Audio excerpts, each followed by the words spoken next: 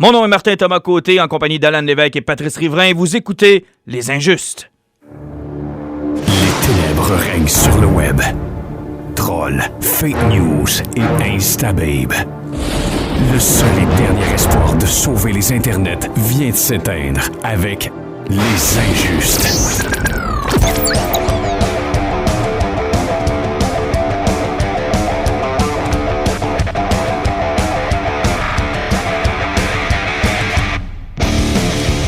Treizième épisode, j'espère que ça ne portera pas malchance, messieurs. Bonsoir. Bonsoir. Bonsoir. On a beaucoup de stock, en fait. Va falloir être transparent avec nos auditeurs. On a presque passé la fin de semaine ensemble. C'est vrai, effectivement. Ce n'était pas une sortie sans Martin cette fois. Je vous suis donc très reconnaissant. Regarde, tu fais encore là, ton petit... Non, je suis content. Cette fois-là, pour une fois, j'ai été invité. Pas le choix, c'était chez nous. Mais... Passez une belle fin de semaine, on va y revenir d'ailleurs tout à l'heure, beaucoup de choses au menu. On va revenir évidemment sur Jurassic World Fallen Kingdom, on a eu l'occasion de le voir tout le monde. Et moi en prime, je l'ai vu avec un enfant que j'ai kidnappé et que j'ai amené au cinéma en l'attirant avec des bonbons.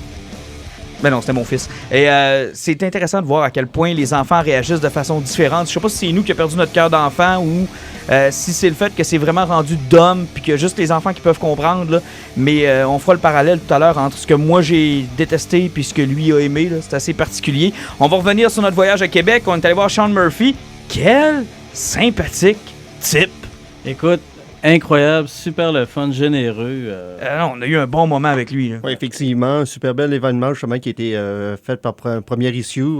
En plus, c'est Sean Murphy qui était en vacances à Québec, qui recourait après un petit comic shop, chemin de quartier, pour aller signer, faire des dédicaces. Vraiment sympathique de sa part. Surtout pour un gars qui est en vacances avec sa famille. Et oui, il sacrifie quand même une partie de ses vacances pour venir voir ses fans. Puis moi, je m'attendais à ce qu'il n'y ait pas tant de monde. Puis j'ai été agréablement surpris. T'sais, je me disais, le gars n'est pas encore tant connu. Mais notre communauté est tissée serrée. Hein? Déjà, j'entends parler de notre podcast par certaines personnes que je me serais jamais douté. Puis je me dis, tu sais, ça voyage vite. Fait qu'il a quand même réussi à avoir son monde, puis on reviendra tout à l'heure sur l'expérience qu'on a eue. Le Comic-Con de Montréal s'ouvre en fin de semaine. Pat, on sera là. Donc, on va faire le tour de ce qui nous intéresse, puis on va faire un résumé. Ouais, un petit résumé. On va vous dire les bons, les mauvais coups, puis ceux qui étaient crissement laids. Oui, ça c'est sûr. On va faire un beau top 10, ça sera pas long. Alan, tu as eu l'occasion de te taper Luke Cage. On va y revenir aussi, et on va finir ça avec nos poisons, comme d'habitude. Mais là, faut y aller, on n'a pas le choix. Ah.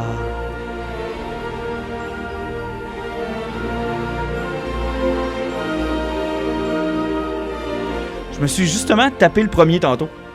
Le petit gars, parce que quand il y a un orage, faut comprendre, là, au moment où vous l'écoutez, il fait peut-être probablement très beau, mais tout à l'heure, il y a eu un gros orage sur Saguenay, puis c'est une tradition depuis le temps que je travaille au club vidéo. Quand il y a un orage, je me tape Jurassic Park. Je sais pas pourquoi, à cause de la scène du T-Rex, évidemment, là. Et je disais ça à mon garçon a fait comme « Oh non, on se le tape, ok, parfait. » Fait qu'on est allé chercher le coffret dans la bibliothèque, puis on a mis le premier film qui a pas vieilli d'une seule seconde, là.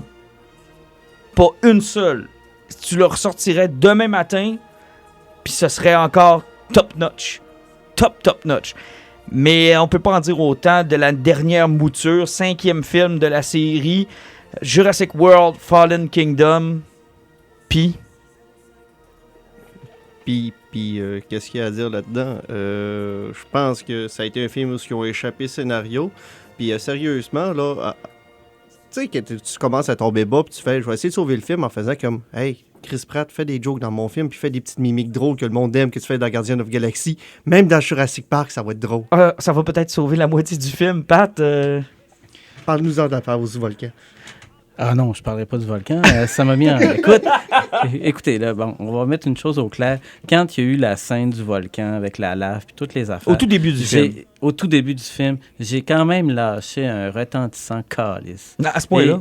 Et ceux qui étaient autour de moi m'ont entendu. Et c'est à ce moment-là, moi, que j'avais décroché. T'avais déjà décroché en même pas 20 minutes du début du film? Ben, honnêtement, moi, mon chum qui était à côté de moi était découragé. Les 45 dernières minutes, j'ai même plus mis lunettes 3D puis j'ai regardé le plafond. Oh boy, ok, à ce point-là. Non, je me suis quand même tapé, moi, l'ensemble de l'œuvre jusqu'à la fin. Là. Oh oui, je l'ai écouté jusqu'à la fin, là, mais tu sais, je me serais roulé, là, je sais pas moi, dans des seringues usagées, là, avec, je sais pas moi, de la laine minérale, puis on m'aurait aspergé de vinaigre. Puis Puis j'aurais dit, Chris, c'est efficace. C'est efficace. J'aurais réécouté Spawn.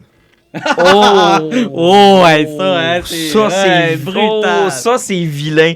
Ah non, mais il y a tellement de défauts à ce film-là. D'abord, on va se le dire, là, un peu comme pour Terminator, je pense que Jurassic Park, là, après le premier, c'est fini. Là. Tu sais, Terminator, il y en a 2, puis après ça, c'est fini. Dans le cas de Jurassic Park, il y en a un, peut-être un deuxième, mais après ça, c'est terminé. Le deuxième, t'enlèves le bout de King Kong, puis il est semi-écoutable. Là, c'est semi-écoutable, là, l'espèce de trip de Spielberg qui voulait absolument avoir un T-Rex dans une ville. Là. Ouais, tu sais, t'enlèves ça, là, mais c'est fou, là. Tu sais, moi, je suis sorti de là, puis j'ai dit à quelqu'un, le troisième est bon à côté de Fallen Ça, c'est Kingdom. triste, là. Ça, c'est vraiment triste, parce que le troisième, il y a quand même un vélociraptor qui crie ton nom. Alan. Alan, ben, ça, c'est historique, ce moment-là. Ça passe partout sur Internet, puis ça me fait beaucoup plaisir. Mais non, mais ce que Fallen Kingdom, justement, comme on parlait, là, ça a commencé à casser direct avec le volcan, où ils ont essayé de faire, comme, je sais pas, une passe qui était semi-émotive avec des dinosaures, comme le brachiosaure qui crève sur le Ils essaient de nous faire croire, d'ailleurs, que c'est le même que dans le premier. Là. Ça fait 25 ans, les gars. Aussi, c'est parce que tout arrive là, puis tout ce qui est cliché, puis tout ce qui est poche arrive. Là, on commence avec Chris Pratt, qui roule avec les membres endormis, là, comme on a vu 3000 fois dans toutes les comédies qui existent du film. Je pense que Jim Carrey l'a fait dans tous ses films, ça. Exactement. Dans Ace Ventura 2, d'ailleurs, avec des lances dans ses jambes. Effectivement, il était tout mou. C'est à peu près la même chose qui a été faite là. Ça fait que là, on est supposé d'un film sérieux. On n'a pas besoin de tout ça. Il manque de se faire manger par un dinosaure. Il y a un T-Rex qui arrive. Puis il y a quelqu'un qui m'expliquait pourquoi dans Jurassic Park, un T-Rex tue un autre dinosaure. Il est obligé de lever sa tête vers le ciel et crier.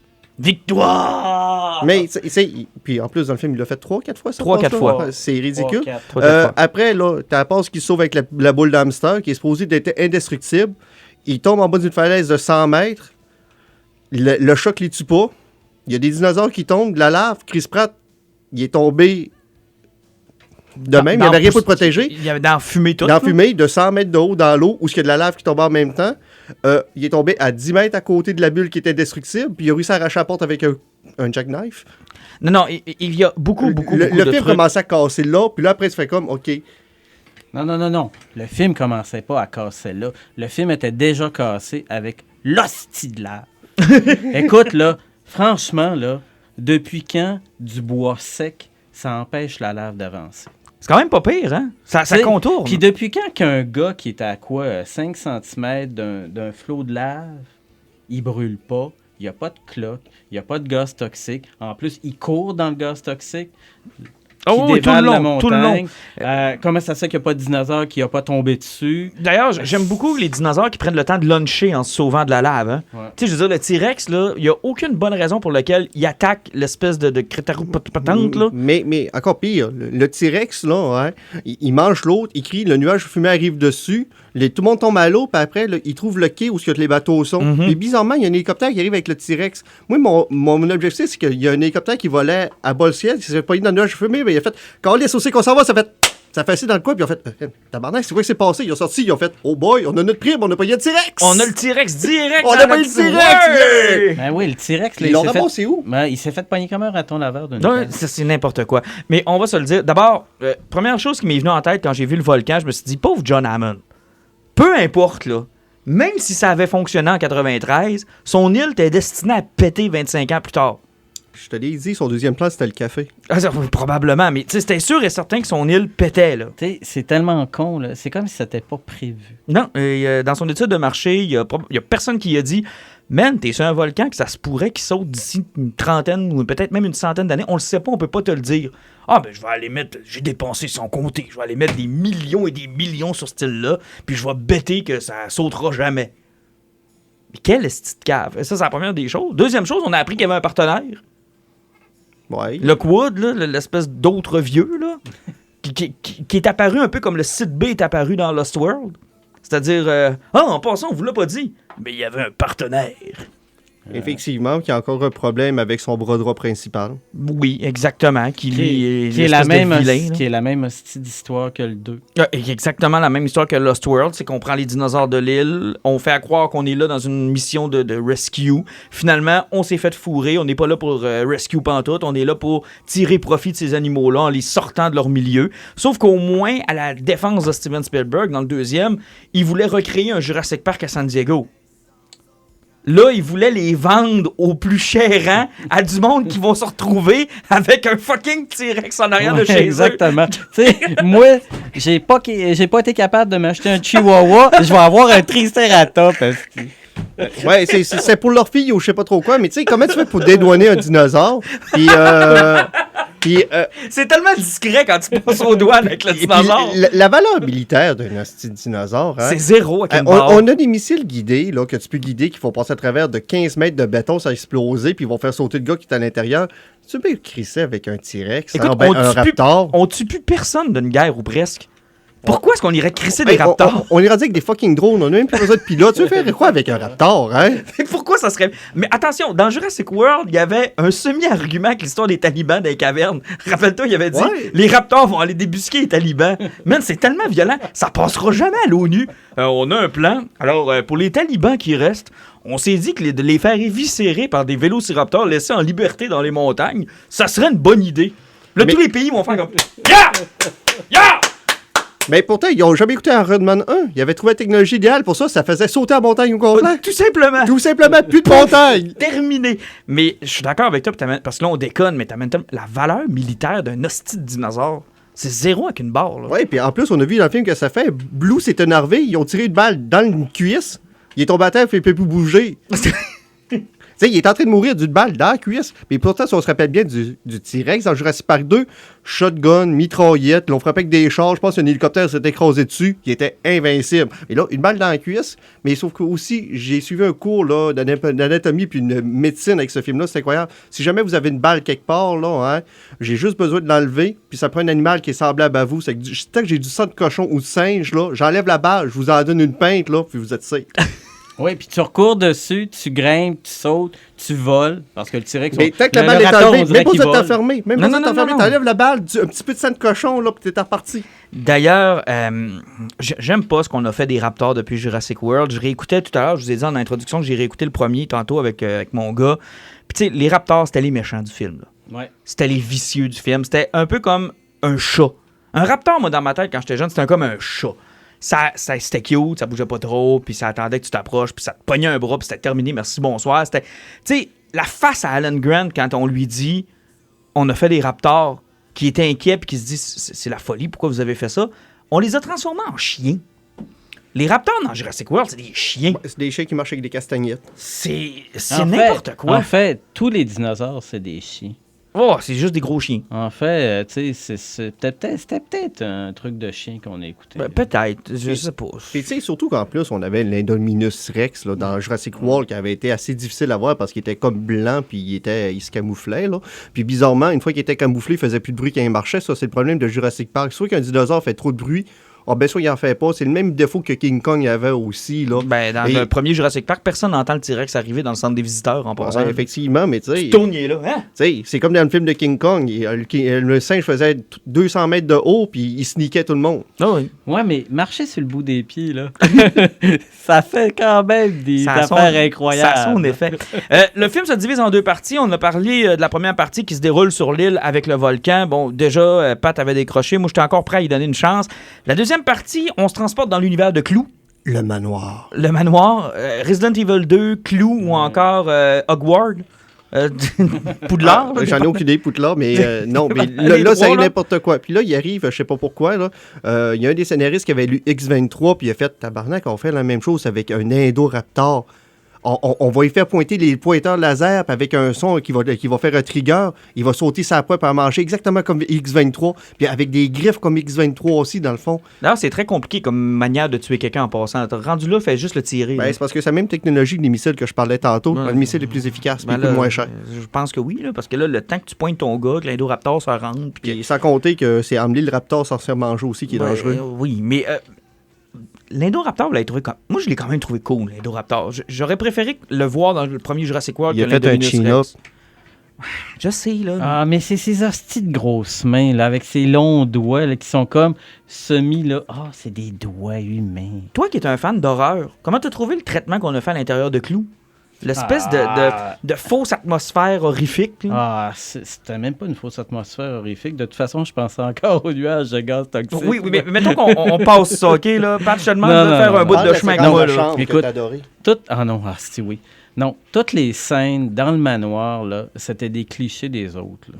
Tu sais, des clichés de la cuisine, Oui. du centre d'accueil. Et je n'ai jamais ressenti le même sentiment que dans la cuisine. Là. OK, regarde, ça n'avait pas de sens. C'est à se demander si, à quelque part, les seuls droits scénaristiques qu'il y avait, c'était le scénario, genre des portions du scénario des deux autres. C'est-à-dire que il n'y avait pas d'histoire. Ils ont été obligés de rabouter ce qu'il y avait déjà. Comme une courte pointe. Là. Comme si il n'avait plus le droit d'écrire rien, puis il avait été obligé de rabouter quelque chose avec autre chose, puis de refaire des patchs. Puis tu sais, là, tout d'un coup, là, la petite fille, qui est conne comme la lune, pardon, là, elle court, elle se cache dans son lit, puis elle se met couverte sur la tête. D'ailleurs, parlons de ça. Là. non, pas tout de suite. Je veux finir. Non, pas là où ce que tu vas. Là. OK, vas-y, parle. Puis là, t'as l'Indoraptor là, qui se pointe. Puis là, t'as Blue là, qui sort de n'importe où parce que... Le chien. C'est rendu avec le sa gars... cape de super-héros C'est bleu. ça, c'est rendu Spider-Man. Là, Là, ils se battent, là. Puis, écoute, tu sais, Chris Pratt, là, puis la petite, là, ils sont cachés dans le lit, là. Puis ils reçoivent quand même un dinosaure par la gueule. Et ils ne sont pas morts, ni un ni l'autre. Ils sont vivants. Écoute, c'est comme des ninjas. Ils l'ont dit, là, ils descendent possiblement des poulets. C'est que s'ils vident d'air, c'est pas pesant, un dinosaure. Non, effectivement, c'est pas pesant. Alors, moi, je dis Indoraptor avec une griffe dans la chambre de la petite fille, comme dans Clou. Mais aussi, moi, je dis Indoraptor qui fait semblant de faire de dos dans son lit. Ah, ça, c'était n'importe quoi. Indoraptor qui ouvre un ascenseur d'un coup de queue. Ah, ça, c'était n'importe quoi, ça. L'Indoraptor qui voit à travers les fenêtres. Puis, c'est une machine à tuer, c'est malade. D'ailleurs, salutations, là, où j'ai oublié d'aller chercher son nom avant qu'on fasse le podcast. Là. L'espèce d'acteur qu'on casse tout le temps dans le rôle de méchant quand, à ce temps que Philip Seymour Hoffman est mort, là, c'est lui qu'on met. Là. Lui, il était excessivement mauvais. Mais il a juste une mauvaise gueule. Hein. Mais c'était quand même... C'est juste ça qu'il y a. C'était quand même Bill dans Le Silence des agneaux. Oui, mais c'était aussi le gars dans ceux qui ont écouté Sherlock de la BBC. Il a fait un épisode, puis il était magistral dans cet épisode-là. L'affaire, c'est que le gars, il a un certain talent, mais là-dedans, c'était uniquement le cliché de l'autre chef qui chassait les dinosaures dans le 2. Non, c'était complètement mauvais. Cela étant, où est-ce que je m'en allais avec la petite fille? C'est ça que je voulais dire avant qu'on en vienne à ton punch, Alan. Sais-tu, moi, depuis quelques années, les décisions qu'on fait prendre aux personnages sont de plus en plus épaisses? C'est parce que ils se figurent que leur public est idiot, comme ceux qui ont fait élire un président de mer, d'ailleurs. mais tu sais, c'est parce que c'est le phénomène de pomme cornflake. Tu sais, tu vas checker sur n'importe quoi sur Internet, tout le monde qui ont parlé justement de Jurassic World, Fallen Kingdom, ils ont fait « Ah, mais tu mets ton cerveau à off puis tu l'écoutes. » Pourquoi qu'on est trop obligé, tu sais? Sérieusement, je connais beaucoup de monde qui écoute les films pour les images, là, hein? Mais à un moment donné, là, un film dure 2h15. Si tu te ramasses... Moi, un film pour les images, là, dure 1h20. Si ton film dure 2h15, t'es supposé avoir du contenu, puis t'es supposé de me faire vivre quelque chose. En fait, l'impression que j'ai eue, c'est d'avoir vu un film qui était destiné à ronde. Vous souvenez-vous des films qu'on présentait en 3D avec les bancs qui bougent, là? Où le scénario avait aucune christie d'importance. D'abord que le dinosaure te courait après, puis que t'avais l'impression que c'était dangereux. Tu sais, l'histoire, c'était... Il y en avait fait un avec le sous-marin à un moment donné, il y en avait fait un avec le dinosaure, il y en avait... Tu sais, tu te crissais du scénario parce que c'était pas important. C'était un manège. Mais je suis un peu d'accord avec toi, Alan. Quand je vais au cinéma, c'est pas un manège. Non, c'est comme pas je dis, supposé à moins que ce soit le film d'1h20, là, que tu sais que ça va jouer ça, tu sais, ils en ont sorti une tonne de films tu sais, le film qui était fait en première personne, comme un jeu vidéo, là, que j'ai perdu le nom. Tu sais, c'était malade, ça. Tu sais, ça, c'est un film qui est juste fait pour ça. Tu te casses pas tête qu'il n'y a pas d'histoire, là. Tu fais juste avoir mal au cœur. Puis ça dépend aussi de la franchise que... Encore une Reeve, mais ça dépend aussi de la franchise que tu vas voir puis de ce qu'on t'a habitué en tant que franchise. Exemple, je suis allé voir Rampage avec Dwayne Johnson. OK, ça, c'est un cerveau à off, là. Puis je me crissais bien du scénario. J'ai eu du fun, j'étais avec mon gars, on riait, c'était drôle. L'humour fonctionnait en plus. L'humour fonctionnait. Les méchants étaient tellement clichés et cucu, là, hein, que t'en riais parce que ça allait avec l'essence du film. C'était ça le film. Tandis que dans Jurassic World, les méchants étaient pratiquement aussi caricaturales, mais c'était supposé d'être sérieux. En plus, le problème de Jurassic World, c'est qu'ils utilisent le chinois du premier film pour faire regarder, c'est le point central sur l'histoire, ce qu'on s'en va, c'est le scientifique fou Frankenstein.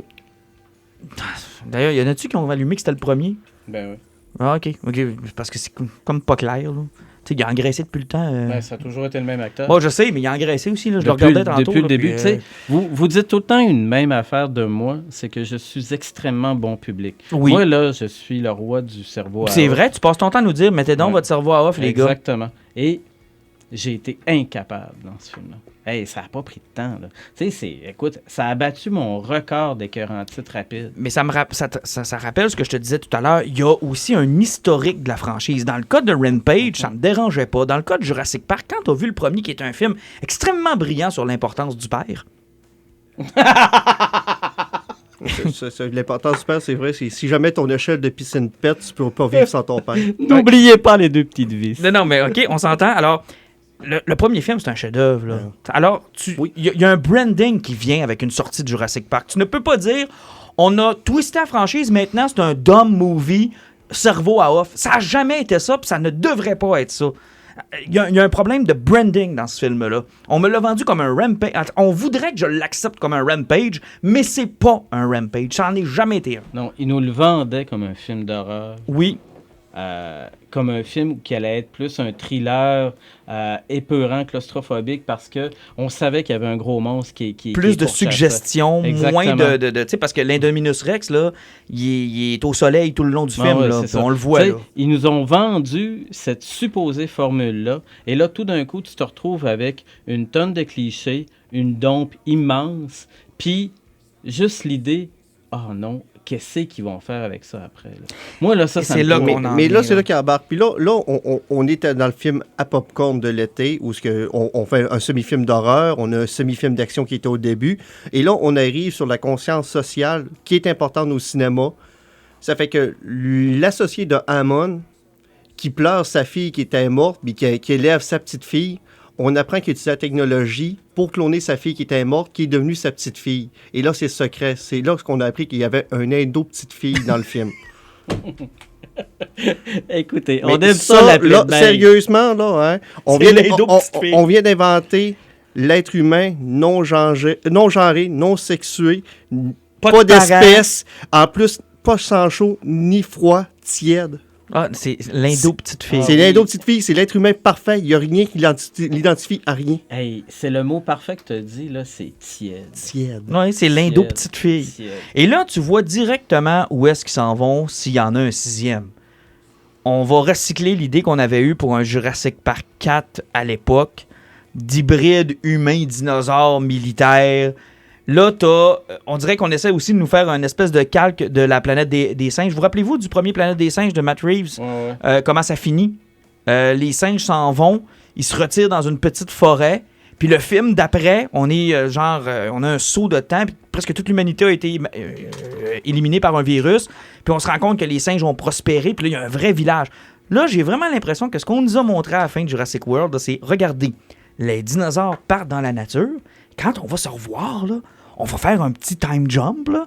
Puis là, les dinosaures vont être partout sur la planète. C'est encore pire qu'est-ce qu'ils ont fait. C'est qu'à la fin, les dinosaures étaient tous emprisonnés encore. Puis la petite fille, là, l'indo-petite fille, c'est elle qui a le pouvoir de peser sur le bouton pour ouvrir la porte. Puis là, tu as le moment pro-life, on est libre, on a le droit de tout vivre, là, hein. C'est, si j'ai le droit de vivre aussi en tant que clone, eux aussi, ils ont le droit de vivre. Là, paix sur le piton, puis ils libèrent tout.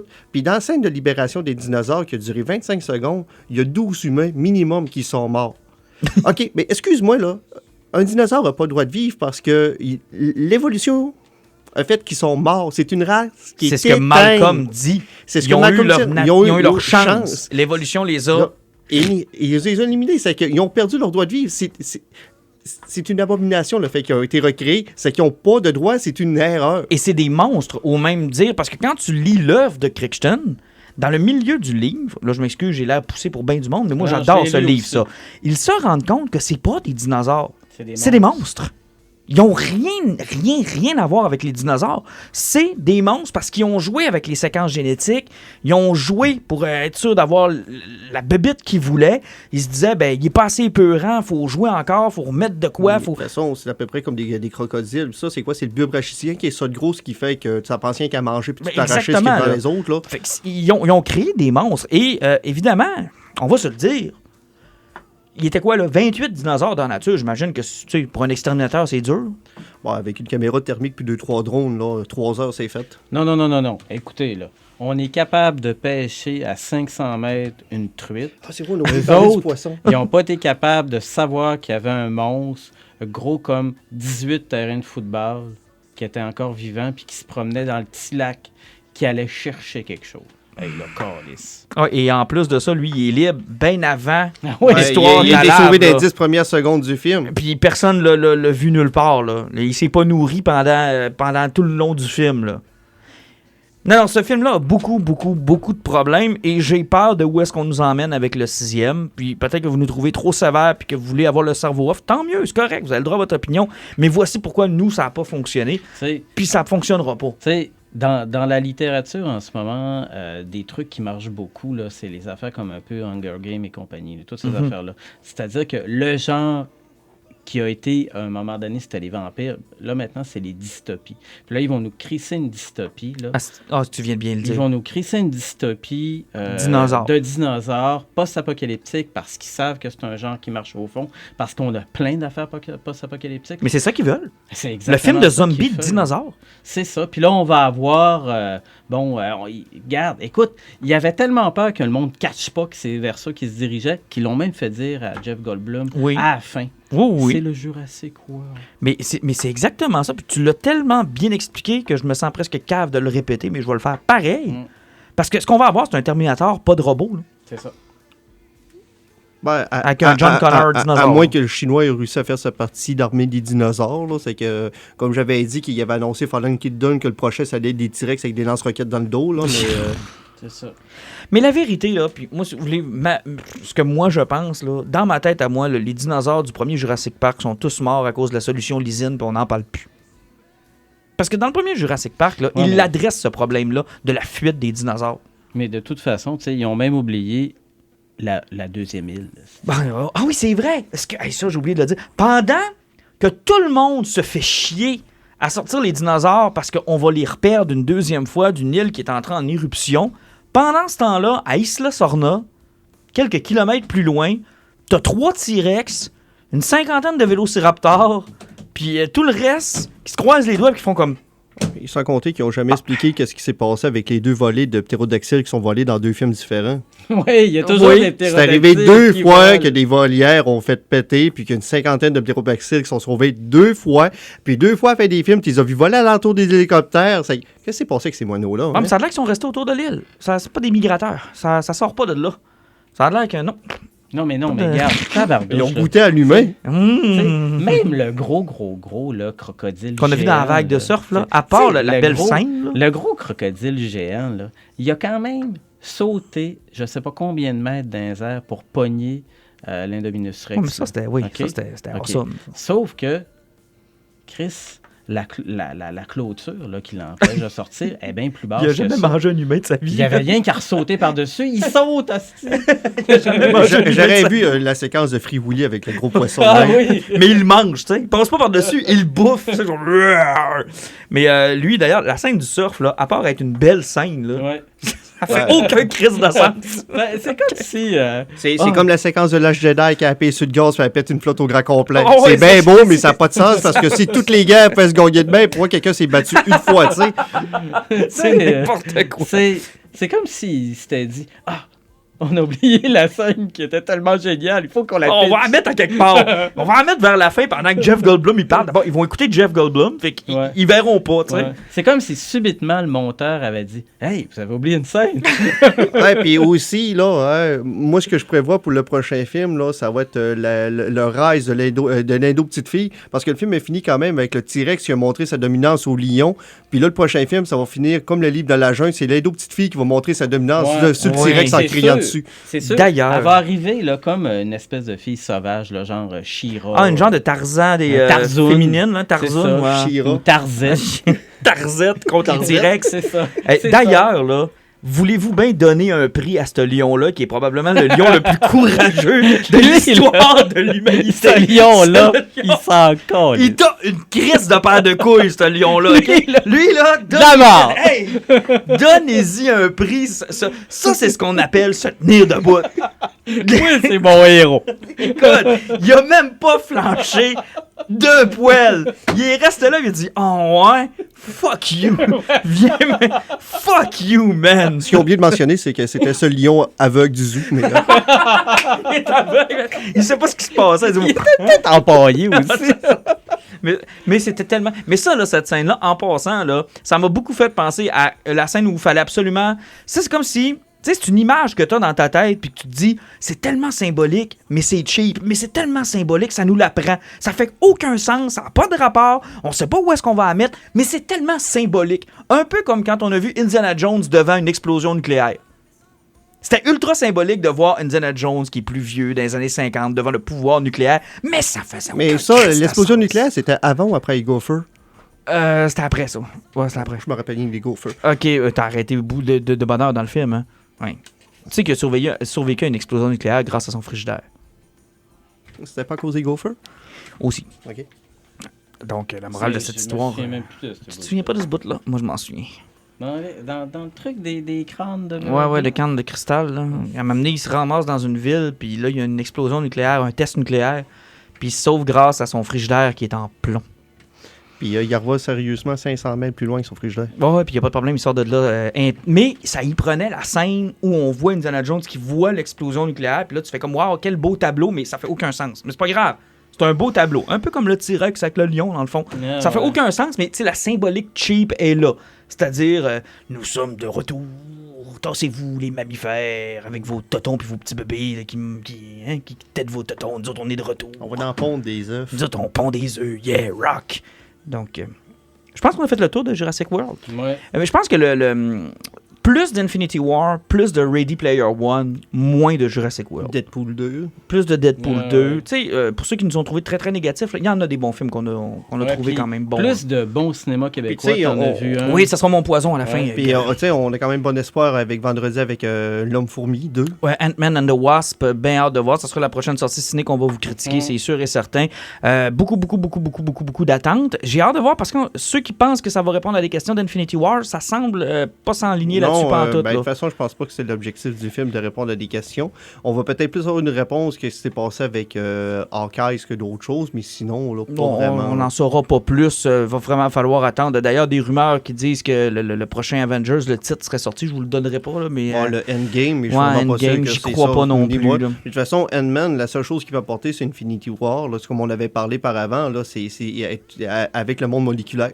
Oui. C'est la seule chose qu'il Tout peut à fait. apporter. Ou encore une scène de après-crédit là, où on Puis le voit même- disparaître du monde, genre. Puis même là, on n'a pas besoin. On veut juste voir ce qui nous avait ravi avec le premier Ant-Man. Exactement. c'est-à-dire un divertissement amusant, complètement capoté au niveau des effets spéciaux. là. C'était super, puis de voir Michael Douglas en forme, ça fait toujours du bien. Ah oui. Toujours Il du avait bien. l'air à savoir. Puis même hein, encore, ouais. pourquoi pas qu'il commencerait à se désintégrer, là, puis qu'il réussisse à tellement se réduire qu'il évite justement la ça pourrait être désintégration. bon aussi, Tu sais, quelque ça. chose avec le monde moléculaire qui est capable de faire de quoi Ah, avec ça serait bien. sais, Tu nous il- donnes une piste, peut-être. piste, quelque chose. Mais juste une fin tu sais, une scène d'après-crédit où il y a du monde qui disparaît autour de lui, là, puis qu'on nous laisse là-dessus, dans le sens où, regarde, on est rendu là aussi. Ouais. On est aussi rendu là. Tu sais, il y a sa tragédie à lui, puis Puis bang, bang, il y a de quoi. Il Exact. y a le wake de l'autre. Ça C'est pourrait ça. être bon aussi. En tout cas, on verra si nos prédictions seront correctes. Il faut parler de notre voyage à Québec. D'abord, saluer tous les gens de première issue qui nous écoutent, Oui, probablement. salut. Salut. Écoute, on a été bien reçus, très bien reçus. reçu. Un accueil chaleureux, super le fun. On a même été nourris. Oui, tout à fait. Oui. L'idée des bouchées, Super tu cool. sais, c'était bien organisé, c'était le fun. C'était bien pensé. Bien pensé du monde accueillant, le fun. Faut expliquer l'histoire. Sean Murphy, qui était sur Batman White Knight, je pense que c'est pas mal là-dessus qu'il s'est fait connaître, en tout cas pour la Mais en masse. tout cas, là. nous autres, on l'a connu là. Puis, tu sais, surtout que c'était pas son premier qui était solo. Premier projet qui était solo. Nous autres, on l'a vraiment connu avec ça. Puis, c'est vraiment le projet qui l'a fait beaucoup jaser parce que, comme on l'a souvent dit, c'est possiblement le prochain Hush ou le prochain Long Halloween, d'une certaine façon. là. Oui, c'est un classique. Moi, dans ma tête, c'est devenu un classique. C'est un classique qui est arrivé direct. Sauf que c'est ça. Sauf que là, nous, on l'a découvert. Puis, moi, ça m'a poussé à lire à peu près tout ce qu'il a fait par après aussi. Mais t'es un mongol, là. Tu t'es tapé tout ce qu'il avait fait. Là. Ouais, une bonne partie, effectivement. Là. Puis est-ce que c'est aussi bon que White Knight? White Knight, c'est parce que ce qui arrive, c'est qu'il a été chercher Batman d'une façon qui était différente puis qui était le fun. Ça fait que vu qu'on jouait dans un terrain qui était connu puis qui était travaillé comme on l'avait rarement vu, vraiment le Joker qui devenait comme le personnage principal de la série, qui devenait d'une certaine façon gentil. Bon, on va sauver les détails de la fin du monde parce que lisez ça au mois d'octobre ça que prend la ça peine de sorti. le lire. Là. C'était tellement différent, mais quand on va dans ses autres œuvres, si on prend, mettons, son Tokyo Ghost, il aime beaucoup les choses futuristiques, puis ils sont comme dans un apocalypse. Mhm. Tokyo Ghost, sérieusement, c'est dans un monde où tout le monde vit dans la réalité virtuelle, mais il reste comme un petit château fort où tu as comme une mère nature qui est là, qui a comme un pouvoir de contrôler la nature, puis là, finalement, tu as une fille qui est là avec son chum, qui est tellement drogué, puis pas dans la réalité virtuelle, qui est une machine à tuer, parce que quand il était jeune, il était pas assez fort, c'est qu'il s'est boosté aux hormones, puis avec plein de drogues bizarres, puis il est pogné dans son monde virtuel. Puis tu sais, t'as l'évolution de ce gars-là, comment il vit avec ça, puis t'as elle qui devient comme la nouvelle mère nature. C'est super fucké. Et c'est toujours très, très, très... Tu sais, c'est très gore, très sexuel, qu'est-ce qu'il fait. Tu sais, j'ai montré des bouts de Tokyo Ghost. C'est fou, là. T'as l'espèce de Kaïd, là, qui est toujours tout nu, puis qui parle à toi, puis des journalistes qui viennent de parler, puis tu sais, ça, il saute dessus, puis ça commence à sucer là. Tu sais, tu fais comme... Pourquoi, là? C'est hardcore, mais là. il est toujours de même. Puis j'ai lu Punk Rock Jesus. Ça, c'est un de ses premiers projets solo qu'il avait fait. Sérieusement, là, c'est un show Truman, mais avec un gars qui a décidé de cloner Jésus. Quand même cool, pareil. Puis là, il décide de faire son show Truman avec ça, puis il s'engage un bodyguard qui est un ancien du IRA, c'est finalement des radicales irlandais. Puis il s'est inspiré du Punisher à faire Thomas. Ça fait que, mais tu sais, on pense que la série va traiter justement de Jésus 2, mais en réalité, c'est plutôt une série sur la rédemption justement de Thomas, qui est comme le genre de Punisher, par rapport à ce qu'il vit avec la Vierge Marie, parce qu'ils ont enfanté une vierge. OK. Ils ont tout refait pour la TV, ils ont fait le nez, ils ont fait les seins, puis c'est toujours des crosses, ils manipulent le monde sans arrêt. C'est que tu suis quelque chose qui est très religieux. Tu vas chercher les fanatiques, tu vas chercher les terroristes, tu vas chercher la rédemption, tu vas tout chercher là-dedans, puis il fait tout passer sur le grand complet en 6 meilleur numéros. Ou moins bon que Tokyo Ghost, ou c'est juste trop différent? C'est totalement différent, mais s'il y a quelque chose à lire, là, c'est vraiment Punk Rock Jesus. C'est un chef-d'œuvre. C'est une œuvre d'art, puis en plus, c'est en noir et blanc au grand complet. Ça fait qu'en plus, pour découvrir l'art de Sean Murphy, c'est parfait. C'est parfait. Puis si vous avez un peu plus de budget, c'est que vous pouvez gagner l'édition de luxe. Vous avez comme 100 pages de bonus à la fin, là, puis t'as la BD au grand complet en sketch. Ah, ça, c'est cool. Donc, on s'est rendu à Québec, première issue. Première fois que j'allais dans cette boutique-là, belle boutique. Sérieusement, là, tous les classiques qui sont, c'est pas très grand en espace, mais je te dirais qu'ils contrôlent leur inventaire, puis ils ont le stock qu'il te faut. Là. Moi, je cherchais 3-4 affaires, puis je les ai trouvées rapidement. N'importe qui s'initie à la bande dessinée, je pense, qui rentre là, va trouver l'essentiel de ce que ça prend pour se bâtir une bibliothèque classique. Ah oui, ils sont là depuis 84, je pense. Mm-hmm. Ça a commencé dans une chambre d'appartement. Ils sont là depuis des années. Ils ont une super bonne réputation, un emplacement génial sur D'auteuil. C'est des gens là, qui sont hyper sympathiques. C'était vraiment bien. Ils ont pris la peine donc de numéroter tout le monde qui était là. On a dit quoi, une centaine de personnes à peu près qui s'est déplacées, même peut-être plus? Ils ont frôlé. Oui, ils étaient facilement rendus à 100 personnes. Puis en plus, au niveau de leur inventaire, là, j'espérais qu'il y ait des variantes cover, des trucs genre qui traînent. Tout le lot était là. On rentrait, même si tu avais tes BD, là, tu peux aller chercher une couple de variantes cover, puis tu étais prêt. Puis il y avait le 3/4 des TP aussi qui étaient disponibles de ce que Sean Murphy avait. Il était prêt à savoir. Là. Il fallait qu'il fasse de l'argent aussi. Puis, moi, c'est ce que j'ai fait. Je les ai encouragés. J'ai acheté un variant cover, même si j'avais mes propres bandes dessinées à faire signer, parce que je voulais mettre de l'argent dans la boutique, parce que je voulais que leur événement vaille la peine. Fait que j'ai acheté aussi un TP qui me manquait, que j'ai trouvé sur place. J'ai fait la même chose avec Chrononaut puis The Wake. Je voulais les commander sur Amazon, mais je savais que je montais à Québec. J'ai fait, ils vont certainement les avoir. Ça fait partie des plus récents qui ont sorti. C'est ça. Moi aussi, j'ai fait la même affaire. Moi, j'ai pogné Joe the Barbarian, qui est complètement capoté là, comme truc. Là.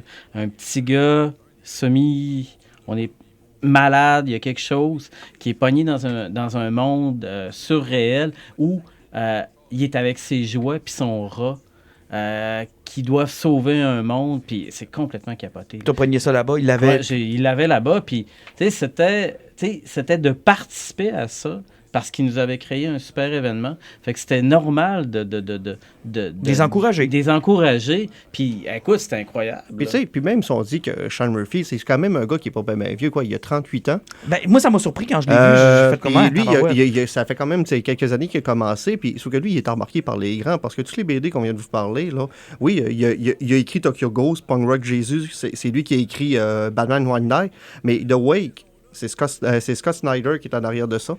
Tu vas aller chercher Joe de Barbarian que Pat a ramassé. C'est Grant Morrison qui est en arrière de ça. Puis les Chrononauts que je parlais tantôt, mais c'est Mark Millar qui avait écrit ça. Mais c'était Snyder, c'était Sean Murphy qui était au dessin. Exactement, sauf que c'est ça, il est au dessin, sauf que je t'ai pas nommé trop de pics, là. Non. Et là, il faut le dire, on se présente, donc, on est dans les premiers à se faire signer quelque chose. J'ai pris un print que j'ai fait encadrer tout à l'heure, qui est superbe. Ouais, moi aussi, j'en ai pris un, puis il est magnifique. Oui, puis je sais pas lequel des deux en premier s'est fait faire un sketch. Je pense que c'est Pat. Je m'excuse, Alan, mais je pense que c'est Pat. Oui. Pat se pointe avec lequel? Moi, j'avais Joe de Barbarian. Et il t'a fait quoi dedans? Ben, l'affaire, c'est que là, il vire ma BD sur l'horizontale, puis il commence à faire des traits, puis là, je me dis, fuck, il fait la tête du petit gars. Ah ouais, il dessine! Puis là, toc, il signe, bang. Il vient de me dessiner un sketch, écoute, spontané. Ça, là, c'est de l'or en barre, là. Ça, c'est plus que généreux. C'est merveilleux. Puis moi, j'avais vécu le même trip avec Kevin Eastman à Montréal, qui avait fait des têtes de tortue dans les affaires que j'avais apportées. Et c'est une plus-value à la signature. Oui, c'est merveilleux, là. Ça, c'est comme exactement quand je parlais de Punk Rock Jesus. À la fin, il y a comme un 100 pages de bonus. Une des premières choses qu'il dit, là, c'est merci d'avoir acheté un volume oversize avec un prix qui n'a pas de rapport. Il arrive, je peux pas croire que vous gaspillez autant d'argent pour mes BD.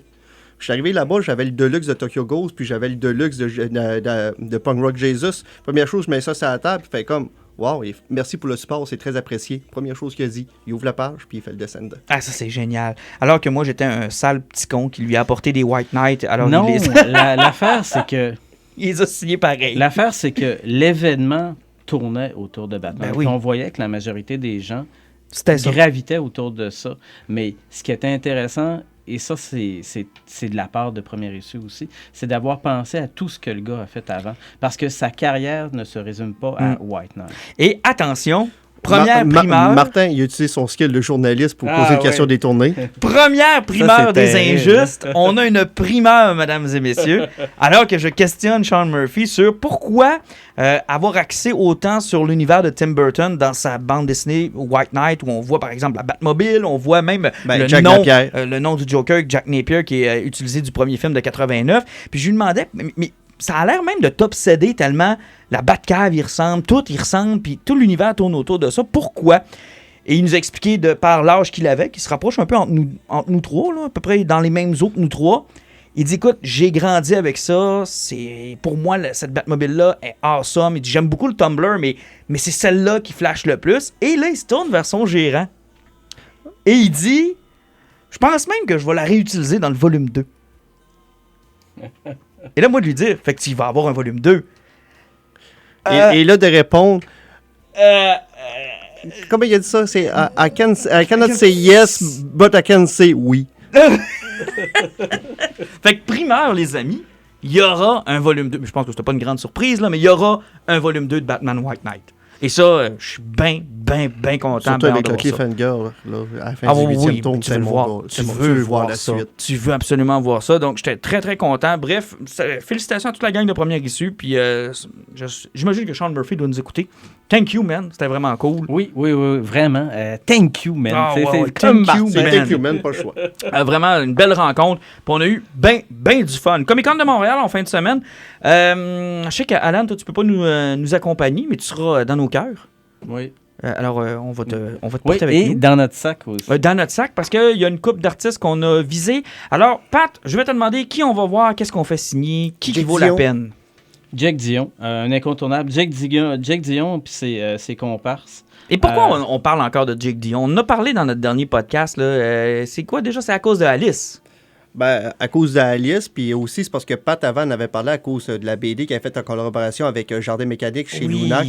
C'est quoi? C'est l'asile d'Iscariote? De Saint-Iscariote. De Saint-Iscariote. Je sais bien qu'il avait sorti que justement, j'ai d'ailleurs amené à Pat parce qu'il va au Comic-Con puis il va rencontrer possiblement Jake là-bas. Ça, on avait parlé à lui, puis là, il y avait le projet d'Alice qui avait embarqué avec Patrick Sénécal. Puis là, un autre de nos favoris. Oui, qu'on aime beaucoup, effectivement. Puis il y avait le projet qui commençait, puis qu'on avait trouvé qu'il commençait le lendemain, mais dans les 2 dernières semaines, on est rendu à pas loin de 815. Ça fait qu'il y a Je suis content et j'espère qu'on va se rendre à 1000. On a eu peur un petit peu au début, mais je pense qu'au niveau des médias, là, ils ont fait une bonne job des 2 dernières semaines, puis ils continuent à faire. Là, nous-mêmes, à la station, à Kick Radio X, on en a parlé. On en a fait un petit événement. Je sais qu'il y en a d'autres qui ont parlé à Patrick Sénécal aussi. Qui en ont parlé. Il y en a qui ont, je pense, nos chums de Québec à Radio X ont parlé aussi à Jake Dion de ce projet-là.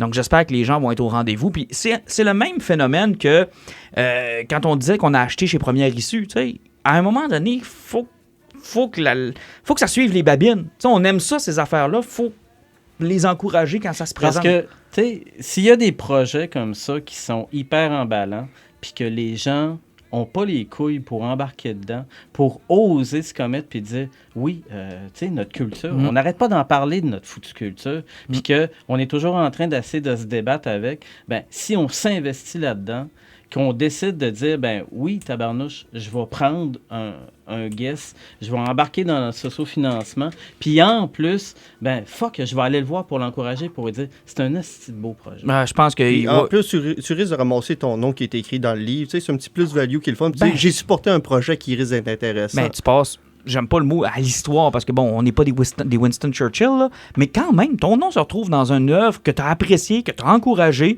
puis il reste là, les écrits restent là. Parce que dans l'asile de Saint-Iscaria, c'était aussi un projet de sociofinancement, puis tout le monde qui ont fourni un peu, ils ont tout mis non à la fin. Puis sérieusement, c'est une bande dessinée qui est incroyable. Sans réinventer le genre, là, il y a un style qui est totalement disjoncté. Tu sais, c'est pas une histoire que tu vas finir, tu vas faire « Ah, je remets ma vie en question ». Tu vas mettre ça sur le côté, tu vas faire « Wow, la demi-heure que je viens de passer, j'ai C'était génial.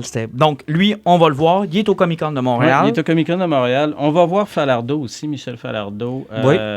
Écoute, on vous en a parlé dernièrement. Alan, surtout, vous en a parlé parce qu'il a découvert Falardeau avec l'ensemble d'une partie de son œuvre qui est complètement délirante. Puis, moi, ça fait quelques années déjà que je le connais, que j'ai eu des dédicaces. C'est un gars dans le top summum généreux. Sympathique, le fun, il jase avec toi, il trippe au fond.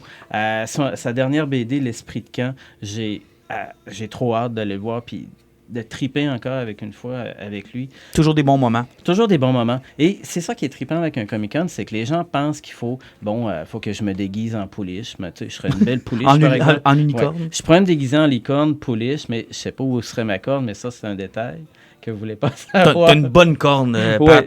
Oui, mais j'aime qu'elle reste là où elle est. Exactement. Donc là, vous imaginez tout en rose avec une corne au bon endroit. Puis là, je décide d'aller dans un Comic-Con, puis de triper, puis de juste triper, là, comme en ce moment, c'est qu'est-ce qu'on chiale après les Comic-Con, c'est-à-dire juste du cosplay. Moi, ça me tente pas. Et là. c'est leur move sur l'acide. Oui, c'est ça. Puis là, t'arrives, puis là, tu te dis, mais qu'est-ce qui est important au Comic-Con? C'est le contact. C'est célébrer le talent. C'est célébrer le talent, c'est le contact qu'on a privilégié avec les artistes. Avec ces gens-là. Parce que c'est ça l'affaire, c'est que c'est pas d'arriver puis de dire, oh, mais tu sais... c'est lui, là, tu sais, s'il veut que j'achète son affaire, il y a un qui m'a signé. C'est pas ça. C'est un privilège de le rencontrer parce que tu peux enfin témoigner à quelqu'un que tabarnouche, mon gars, t'as tellement de talent, ça vaut à peine de te parler. Moi, une chose que j'aime beaucoup faire quand je vais dans les Comic-Con, c'est essayer de bêter sur le The Next One. Celui que personne connaît, que je regarde les dessins, que je trouve donc les dessins ont de l'allure, puis que je me dis, sais-tu quoi? Un 10$, fais-moi un sketch de tel personnage. Et quelques années plus tard, tu te rends compte que ce gars-là est dans une des deux grosses machines, soit DC, soit Marvel. Puis tu te dis, tu sais, toi, ton sketch t'a coûté 10$, t'as encouragé ce gars-là, il est rendu big. Et tu sais, t'as eu un aubaine, dans le fond, puis tu l'as rencontré, puis tu lui as parlé. Écoute, j'ai des tonnes d'histoires comme ça où c'est le fun, tu sais. Les plus beaux moments de Comic-Con que j'ai eu, là, ça a été avec des artistes québécois. Écoutez, c'est fou, là. Tu sais, on se pointe au Comic-Con, je fais une longue file pour Georges Perez, je tripais Infinity Gauntlet, j'ai Georges Perez, Jim Starlin, c'était super. On a vu Jim Lee, on a vu Geoff Jones, on a vu Eden Van Sever. J'ai vu Stan Lee, là, Romero, on a vu plein. On en a vu beaucoup. On en a vu en tabarnouche. Puis là, tu sais, ma blonde, elle a tripé, elle voulait voir Marc Mignola à cause de Hellboy. On va se le dire, bête comme ses pieds, aussi sympathique qu'un cactus, un calice. Puis là, on se promène. L'autre table où il y a plein d'artistes québécois qui sont là, Michel Rabagliati est là, il me reconnaît. Il interrompt un peu ses affaires et on jase quasiment une demi-heure. Ah, ça, c'est le fun. Écoute, c'est ça, un Comic-Con. On va voir Yannick Paquette. On va essayer de voir, d'avoir quelque chose de cool pour toi, Wonder Woman. Oui, j'aimerais ça. Ben là, c'est sûr, parce qu'écoute, j'ai fini Wonder Woman Earth One, que moi, j'ai super apprécié en passant. Les dessins de Yannick Paquette, vous direz ce que vous voudrez, c'est lui qui dessine la plus belle Wonder Woman. J'aimerais... elle est magnifique, là. Il aime son Wonder Woman un peu chubby. Ouais, mais c'est une vraie Amazon. Ah, je sais. C'est une Amazon. Écoute, ça fait tellement longtemps qu'il est dans l'industrie de la BD américaine. Il y a un talent fou, ce gars. Ah, c'est fou, là. Puis Puis là, tu sais, c'est d'arriver là, puis de dire, bon, est-ce que ça va y tenter? On verra. Mais de jaser un peu avec. Non, ça va être le fun, Puis- peu importe. Puis, tu sais, pourquoi pas, tu sais, comme on fait maintenant, parce que bon, on s'est rendu compte que c'était intéressant, puis on aurait dû en taguer plus des artistes qu'on a parlé. C'est le taguer, jaser avec, puis, tu sais, juste de triper, là. Moi, c'est sûr qu'il est sur ma liste. Je veux voir Yannick c'est Paquette. certain. Je veux me faire faire une Wonder Woman. Elle me coûtera le prix qu'elle me coûtera. C'est mon trophée de chasse cette année. C'est ce que je veux aller chercher. Autant que l'an passé, je suis allé me chercher une signature de Patrick Stewart.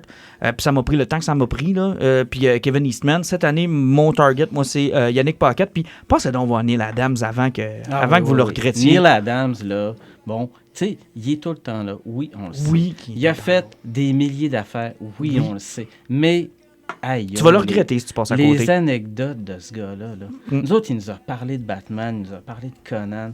Écoute, moi, là, je suis un vieux de la vieille, là. Je tripe sur une vieille série qui avait illustré au début, là, les Micronauts, là. Écoute, il y a même les étiquettes qui officialisent ta dédicace. Donc, ta BD, si à un moment donné, là, t'es rendu que tu te crises de toutes tes affaires puis tu décides de t'en débarrasser, ben le gars, là, il est allé assez loin pour dire t'as officialisé ce que t'as fait avec.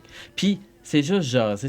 Les prints. Puis il est fait, ce fin. gars-là, Il est sympathique. Il est hyper sympathique. Et il y a tellement d'affaires à raconter. Puis c'est le genre de gars que, justement, vous êtes peut-être écœuré de voir, puis que vous n'êtes jamais allé voir. Parce, à m'amener, ça va finir, ça, là. C'est un des derniers, quasiment, qui fait encore les Comic-Con de cette époque-là, de la guerre entre DC, Marvel, des années 80. Tu sais, on vous a déjà parlé, là, il y a de ça dans nos premiers podcasts, que Comic-Con n'avait plus de comics dans le Comic-Con. Puis tu sais, ça, c'est un vieux de la vieille, là. C'est une légende.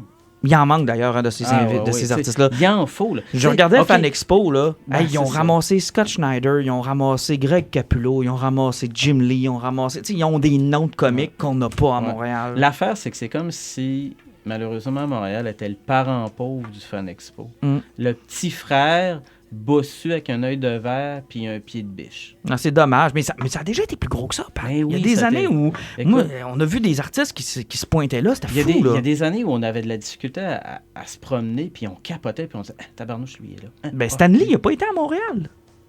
Une fois. C'est pas là que toi, tu l'as rencontré. Ah, moi, je l'ai manqué. Ça, là, c'est un des grands drames dans ma vie. Parce que moi, Stanley, je l'ai croisé à Toronto. Oui, on l'a vu ensemble à Toronto. Puis moi, je l'ai revu à Montréal. Puis à Toronto, là, je vais m'en vouloir toute ma vie de pas y être allé. J'avais ri de toi parce que la file avait juste aucun bon sens. Ouais, puis je m'étais évanoui dans le film. Ah oui, non, ça n'avait pas de bon sens. C'est l'une des plus grosses files que j'ai vues dans ma vie, là. Mais je m'en veux tellement aujourd'hui, là. Ne serait-ce que d'avoir n'importe quoi de signé de Stanley. Écoute, je prendrais une boîte de pizza signée par Stanley, puis ça me dérangerait pas, là. Mais je le regrette aujourd'hui. Puis à l'âge qui est rendu là, on s'entend qu'il y en a plus de fêtes qu'il y en a à faire. Là. Il t'aurait peut-être pogné une fesse aussi. Ben, sais-tu quoi? J'aurais aimé ça. Mais, tu sais, quand même, hein, t'es assez sexy dans ton genre. Merci. Cela dit, hey, on finit ça avec notre poison, les amis. Ouais. Tiens, je regarde le temps, puis je veux pas étirer, puis je veux pas non plus vous déranger dans vos activités estivales. Je commence par qui, avant que je m'étouffe? Mais vas-y. Ouais, je vais y aller pour commencer. Poison. Je vais juste lancer une petite affaire vite sur Luke Cage, la deuxième saison que j'ai commencé à écouter. Personnellement, je trouve que c'est l'équivalent de la première saison. C'est que si vous l'avez aimé, vous ne serez pas vraiment déçus. Le nouveau méchant qui a embarqué, là, Bushmaster, qui est un Jamaïcain, là, puis qui a un style de combat très jamaïcain, il fait beaucoup de changements. Au niveau de la culture, c'est le fun un peu aussi, là, mais au niveau musical, ils ont gardé la même chose. Toujours des bands qui sont en charge, puis surtout souvent des grands noms qui sont là. Puis ce qui est le fun avec la série, c'est qu'il commence à parler beaucoup du Heroes for Hire. Tu sais, t'as Luke Cage qui est là, t'as Misty Knight, t'as Connie qui se prend aussi la seule point fort de Iron Fist, la petite fille qui se battait comme... C'est pas une indo petite fille, ça? Non, elle était vraiment efficace. Puis t'as Danny Rand aussi qui faisait ça. Puis il y a toujours la joke sur le Heroes for Hire. Puis bizarrement, quand vous écoutez la série, là, on a toujours dit là, dans les séries de Marvel sur Netflix, les couleurs sont super importantes. Cette série-là, peu importe le mur que tu as checké dans le fond de décor, là, c'est toujours jaune et vert. Ça, c'est cool. Pour deux choses. Iron Fist puis Power Man. Il y en a qui a un chandail jaune, l'autre il était pratiquement vert au grand complet, puis même son bandeau est jaune. Ça fait aussi, mais il y a un autre point. La série est basée sur les Jamaïcains. Le drapeau jamaïcain. Ça fait que cool. C'est un beau clash avec ça, c'est que tout est vert et jaune. Encore une fois, il travaille ses couleurs, puis c'est comme. Il pense aux petits détails, puis c'est le fun. Mais mon deuxième poison, là, peu importe sur tout ce que j'ai lu, là, c'est comme Pat tantôt parlé, Michel Falardeau. French Kiss 1986. Ah là, vous m'avez donné le goût de lire ça. C'est un foutu incontournable. C'est une BD là, d'une simplicité là, qui fait mal. C'est simple. Tu sais, t'as 2 parents qui sont autour d'une table avec leurs 2 kids. T'as une petite fille qui a même pas 5 ans, puis t'as un autre qui est plus vers 8 à 10 ans. Puis il pose la question à son père, « Papa, c'est quand la première fille que t'as embrassée, la première fois que t'as fait un French kiss? » Parce que tu te doutes bien que le petit Flo, il tripe sur une fille, puis il peut savoir s'il a l'âge de pouvoir Frencher une petite fille. Puis là, son père décide de raconter son premier French kiss, puis de toute façon, comment il a rencontré sa mère. Mais là, il retourne en 1986, puis c'est l'été où ce qui se prenait pour des pirates, avec une autre gang qui se prenait pour des pirates. Ça fait que t'as vraiment une histoire de guerre de pirates. Avec des enfants, dans les années 80. C'est très Goonies, mais c'est toute l'émotion qu'il met d'en face de ses personnages, toutes les jokes qu'il va chercher. Puis aussi, il va chercher tout ce qu'on faisait quand on était jeunes. Tu sais, à un moment donné, tu vas voir le Flo qui est heureux, il va chanter nos tunes qu'on aimait, tu sais, We're not gonna make it. Il va y chanter comme il chantait à l'époque. Il va écrire, tu sais, le We're not, là, c'est tout. Il va chanter Billie Jeans, là, puis là, tu vas voir qu'il invente des mots au travers. Tu sais, comme on avait 8 ans, on connaissait pas les mots, on les inventait au fur et à mesure en criant. Tu sais, il est toujours en train de rentrer dedans, c'est que t'embarques là-dedans, puis t'as du fun. Il y a des bons référents, dans le fond. Il y a des bons référents, puis tu vois que la façon que le gars il écrit, là, hein, c'est vraiment comme si c'était les kids qui parlaient. C'est bien dispendieux? Ben quoi, ça va chercher dans le 30$ gros max. Puis c'est une bonne lecture? C'est une bonne lecture. C'est pas loin de 130 pages. Facile. OK, c'est ça que je veux savoir. Parce que des fois, tu payes un 30$ pour... Mais en plus, c'est en hardcover, tu sais. OK. Fait que t'as un beau livre, là. T'as quelque chose qui est merveilleux, tu sais. C'est quelque chose... Tu sais que tu l'as lu, mais tu sais que tu vas le relire. Donc, c'est en plus un item que tu peux amener au Comic-Con de Montréal. Tout à fait. Tout à fait. Fait que, non, ça, là, tu m'as donné le goût. Ça se peut que je donne une chance à celui-là. Ouais, c'est vraiment un très, très gros mot. Même de t'as un petit don, tu lis ça, là, c'est sûr que t'as un sourire à la fin. Là. Ah, ça, c'est nice. Pat? Tu lui donnes plus qu'une chance. On va essayer de le rencontrer. Tu y achètes ça, puis bang. Je pense que c'est ce que je vais faire. Je vais l'acheter direct là-bas. Pat, Poison? Poison, ben regarde, moi je retourne sur Sean Murphy avec Joe de Barbarian. C'est complètement débile. Tu sais, visuellement, là, il est allé chercher tellement d'affaires et il a l'air d'avoir un thème récurrent avec les gens qui sont comme plongés dans un autre univers ou qui a quelque chose qui les amène à être perturbés. Qui est à l'écriture de... C'est Grant Morrison. OK. Du bon Grant Morrison ou du Grant Morrison so-so? Ah, c'est du bon Grant Morrison. OK, parce que des fois, Grant Morrison, c'est... C'est un excellent Elseworld. Et OK. on vous l'a déjà dit, on aime ça, les Oui, on adore ça. C'est un excellent Elseworld. Moi, je tripe bien gros. Et mon deuxième poison, c'est la 2e saison de la série Légion sur FX. Écoute, je la comprends pas, la série, mais c'est tellement bon, là. C'est tellement bon. Je la comprends pas, mais essayez-là. Hey, c'est incroyable. C'est vraiment bon. J'ai rien compris, mais c'est bon. Il y a des scènes tellement pétées, là. Il y a une scène, là, qui m'a fait penser à quelque part, là, à West Side Story, où t'as le gars qui fait comme un espèce de voyage astral télépathique pour aller débusquer le Shadow King, qui est comme le gros méchant. Et là, les 2 entités qui se partagent un peu Shadow King sont là, dans un bar, où plein de monde danse. Et là, tu as le personnage principal, Légion, qui est là, qui se met à danser. Et c'est comme un combat de danse, de chorégraphie, là, avec une musique délirante. Et c'est brillant. Il y a des passes là, complètement pétées. On pogne ça où? Sur FX. OK. Mais je l'ai vu en français sur Addict. Hey, sérieusement, on a une édition très Saint-Jean-Baptiste aujourd'hui. Je sais pas pourquoi, là, la fête nationale nous a galvanisés. On parle beaucoup de Québécois depuis le début de notre podcast. Pourtant, c'était la fête du Canada hier. Mais... Ben, entre autres, je sais pas pourquoi, on a viré un petit peu Québec aujourd'hui. Fait que je vais continuer dans la tradition. Moi, mon poison, le dernier film de Denis Arcand. Je suis un fan numéro 1 de Denis Arcand, que ce soit Le déclin de l'Empire américain ou Les invasions barbares ou encore L'âge des ténèbres. J'ai adoré cette trilogie-là. J'ai vraiment, vraiment, vraiment aimé ça. Je suis allé voir la chute de l'Empire américain avec l'excellente et nouvelle amie Marie-Pierre Morin. C'est ça, il a aimé le film parce qu'il a pris un selfie avec puis il était sur son nuage. Mais sérieusement, quel excellent film. Encore une fois, ce que j'aime de Denis Arcand, c'est que ce n'est pas un faiseur de leçons. Ce n'est pas un faiseur de morale. C'est un miroir. Garde, tout ce que t'aimes pas de ta société, là, tout ce qui marche pas, là, ben c'est ça. Puis voici comment ça se passe, puis voici de quoi on a l'air, puis voici comment certains agissent dans notre société, puis voici où est-ce qu'on est rendu en tant que peuple. Fais ce que tu veux à partir de là. Je m'en crisse. C'est là qu'on est rendu. C'est ça que j'adore de Denis Arcand. Contrairement à d'autres films qui essaient de te faire dire « Ça n'a pas de bon sens, pense plus à ça, fais plus de ça, fais moins de ça, essaye de... » Non, Denis Arcand, sa job, c'est de te montrer dans quelle société on vit, puis de quoi on a l'air avec un regard très cynique de la chose. Et c'est la première fois qu'il va aussi dans une histoire que j'ai trouvée plus simple, plus accessible, quelque chose qui peut s'écouter comme un bon Ocean Eleven. Ouais. C'est un film d'abord à la base, c'est un vol. Carrément. C'est un prof de doctorat en philosophie qui découvre, qui tombe sur un hold-up qui finit mal. Tout le monde meurt et il reste 2 sacs remplis de cash dans le parking. Et le gars se dit, j'ai été livreur toute ma vie, j'ai un doctorat en philosophie, je vais nulle part, je fais pas d'argent, j'ai pas de blonde, j'ai pas de famille. Sais-tu quoi, je pars avec les 2 sacs. Et là, une fois qu'il a les 2 sacs, il court après un gars qui vient de sortir de prison, qui lui est un fiscaliste pour les motards. Après ça, il va s'entourer d'un avocat en paradis fiscaux. Il va se payer une escorte de luxe, mais vraiment de luxe. Et comme les policiers commencent à se dire, ouais, comment ça se fait que tu as de l'argent pour se payer ce fille-là? Elle est poignée là-dedans, dans le fond, parce qu'il fait à croire que c'est son ami. Puis elle peut pas du jour au lendemain le laisser là, parce que là, elle va se faire arrêter aussi. Et ces 4 personnages-là vont se bâtir un plan pour partir avec l'argent sans que la police les poigne. Mais c'est bon, là. C'est bon. C'est un regard cynique et critique de notre société.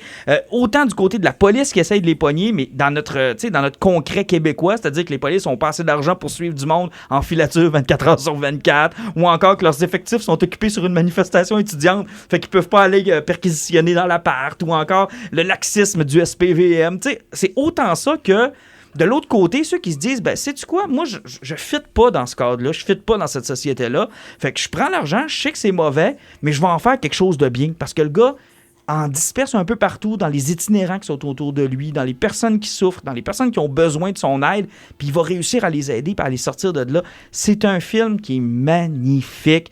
Allez voir ça, je vous le recommande à 100%. C'est un bon 2 heures. En plus de ça, vous pouvez le prendre comme vous voulez. C'est-à-dire avec le cerveau à on qui spin comme un hamster, ou juste comme un bon divertissement pour rire des blagues puis aimer la petite histoire. Sérieusement, là, numéro 1, puis Marie-Pierre Morin est pas juste belle, elle est bonne. Puis elle a une maudite belle paire de fesses. Il y a juste Denis Arcand qui peut filmer des fesses de même. Chris, la belle paire de fesses. Non, mais... Que dire de... Elle a une maudite belle paire de fesses. Sur ça, les boys, on se reprend pour après le Comic-Con. Après le Comic-Con. On va avoir encore beaucoup de choses à discuter. Take care. Prenez soin de vous autres. Bonnes vacances. Oui, bonnes vacances à tout le monde. Profitez des 45 degrés Celsius qui s'en viennent. Oui, la chaleur.